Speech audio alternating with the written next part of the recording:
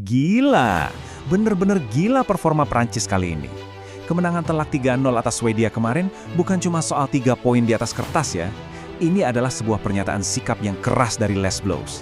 Mereka main super klinis, sangat dominan, dan jujur aja menakutkan banget buat tim manapun yang masih tersisa di turnamen ini. Kalau sebelumnya ada yang berani meragukan ketajaman lini depan mereka, well, laga ini adalah jawaban mutlaknya.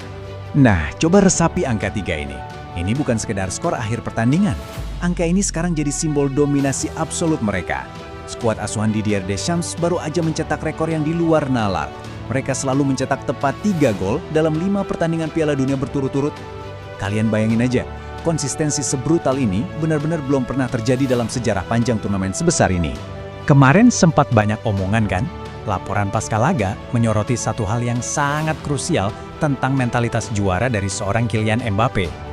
Dia memang sempat ngelewatin satu laga tanpa gol, dan kita tahu itu pasti bawa tekanan besar. Tapi ini fase gugur. Satu kesalahan kecil aja, kamu langsung angkat koper. Dan apa yang dia lakuin? Dia langsung bungkam semua kritik itu. Lini depan Prancis langsung meledak lagi dengan penyelesaian akhir yang tanpa ampun. Pernyataan kuat Les Bleus. Anatomi kemenangan 3-0. Mari kita bedah bareng-bareng, laga ini murni sebuah masterclass taktik teman-teman. Awalnya Swedia sempat ngasih ancaman serius lewat Alexander Isak, tapi Prancis bisa menyerap tekanan itu dengan sangat tenang. Di menit 20, gol Mbappé memang dianulir tipis karena offside, tapi mereka nggak kendor. Menit 45, tembakan melengkung Mbappé akhirnya mecah kebuntuan dari situasi sepak pojok pendek. Terus masuk ke babak kedua, menit 53, tembakan roket Barcola benar-benar membunuh sisa moral pemain Swedia. Dan yang bikin semuanya sempurna, penyelamatan krusial Mike Maignan di akhir laga untuk ngunci clean sheet mereka. Rekor gila Kylian Mbappé, sang raja fase gugur. Penampilan individu Mbappé di laga ini benar-benar unplayable, nggak bisa dihentikan sama sekali. Dan ini ada satu angka yang dijamin bikin merinding. 10. Ya, 10 gol. Itu adalah total gol yang dia cetak khusus di fase gugur Piala Dunia.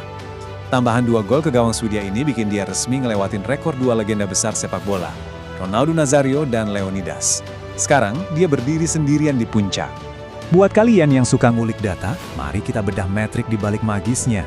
Dari total 25 tembakan yang dilepas Prancis, Mbappé nyumbang 5. Tapi bagian yang paling menakutkan, nilai expected goals atau XG-nya tuh cuma 0,63.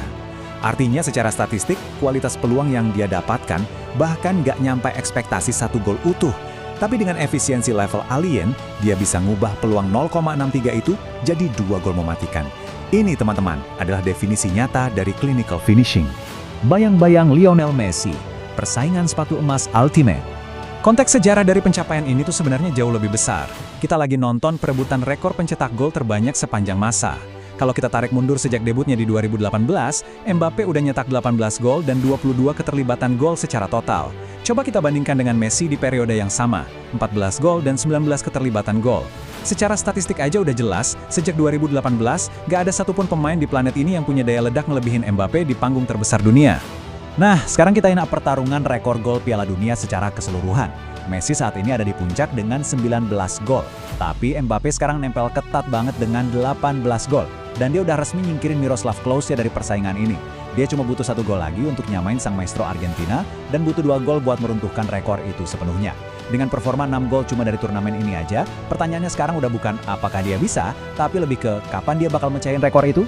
Sihir kreativitas Michael Olise, playmaker jenius Prancis. Oke, kita udah bahas Mbappé, tapi kita nggak boleh lupa sama pahlawan tanpa tanda jasanya, Michael Olise. Dia ini otaknya, motor serangan Prancis yang sebenarnya. Kalau diibaratkan, kalau Mbappé itu senjatanya, maka Olise inilah yang narik pelatuknya. Lihat aja performa dia di lapangan. 6 tembakan, paling banyak di antara semua pemain, yang ngebuktiin betapa bahayanya insting menyerang dia. Dan asisnya itu loh, umpan terobosan vertikal yang super presisi ngelewatin back Swedia, ngasih umpan mateng buat Barcola. Bener-bener sukses ngebongkar blok rendah pertahanan lawan. Dan ada satu fakta lagi yang bakal bikin kalian takjub. Olise sejauh ini udah mencetak 5 assist di 1 edisi turnamen ini. Sebagai konteks aja nih, ini tuh pencapaian yang sangat amat langka. Bayangin aja, hal kayak gini nggak pernah terjadi selama 32 tahun terakhir.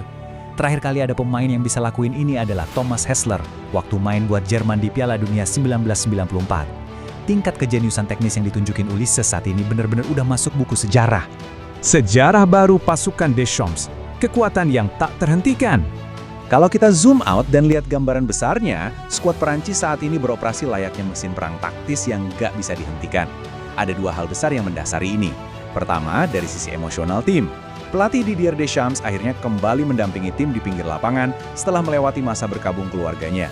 Ini ngasih suntikan moral yang luar biasa masif buat para pemain. Yang kedua, sejarah yang mereka ciptakan sebagai sebuah tim. Nyetak 3 gol di 5 laga Piala Dunia secara beruntun menjadikan mereka pencetak rekor yang belum pernah ada sebelumnya. Daya ledak ofensif mereka saat ini, wah benar-benar nggak ada obatnya. Jadi dari semua analisa taktik dan metrik gila yang udah kita bahas barusan, semuanya bermuara pada satu pertanyaan krusial. Di babak 16 besar nanti, mampukah Paraguay atau jujur aja tim manapun di planet bumi saat ini menghentikan laju mengerikan Les Bleus? Kita sedang menyaksikan sejarah ditulis langsung di depan mata kita, kawan-kawan. Terima kasih banyak udah nyimak analisa ini dan mari kita tunggu sama-sama kejutan apa lagi yang bakal terjadi selanjutnya.